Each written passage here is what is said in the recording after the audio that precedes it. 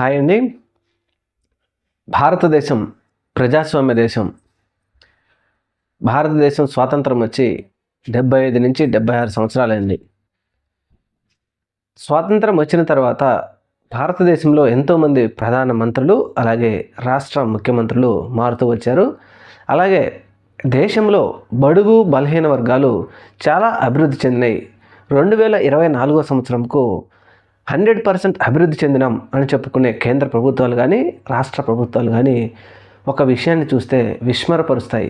ఈ విషయం ఇంటే కూడా దేశంలో ఇది ఒక చర్చలాగా అయింది. ఎందుకని మరి ఈ విధంగా అభివృద్ధి చెందాం, దేశంలో మేమే అభివృద్ధి చెందామనే ప్రజాస్వామ్య దేశంలో ఇలాంటివి ఇంకా అంటే పైకి అభివృద్ధి చెందామని చెప్పుకుంటూ మనసులో మాత్రం ఆ భావాలను పోగొట్టుకోకుండా మనకంటే చిన్నవాడు అక్కడే ఉండాలి అనే విధంగా ఆలోచనలు ఉన్నాయి అంటే దీనిని నిజంగా ఎవరు కూడా దీనిని ఆశ్చర్యపోయి చూస్తూ ఉన్నారు ప్రజలందరూ.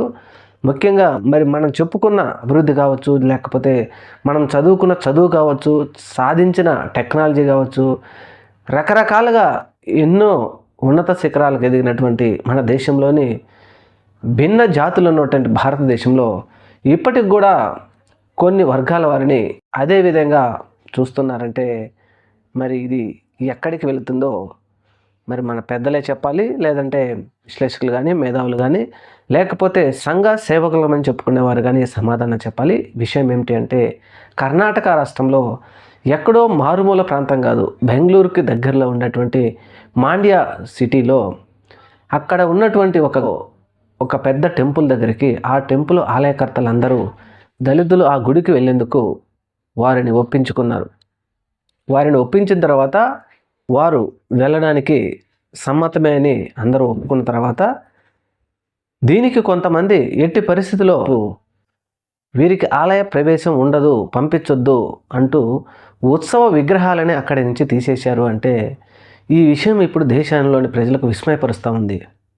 మరి ఎందుకని పేద బడుగు బలహీన వర్గాలు వారి అభివృద్ధిని మనం కోరుకోవడం లేదా?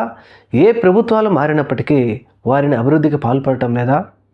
చదువుకోవడానికి సరైన అవకాశాలు కల్పించడం లేదా? లేకపోతే రిజర్వేషన్ అని చెప్తూ ఉన్నారు కానీ దానిలో అవకాశాలు ఈ ప్రభుత్వాలు కల్పిస్తున్నాయా?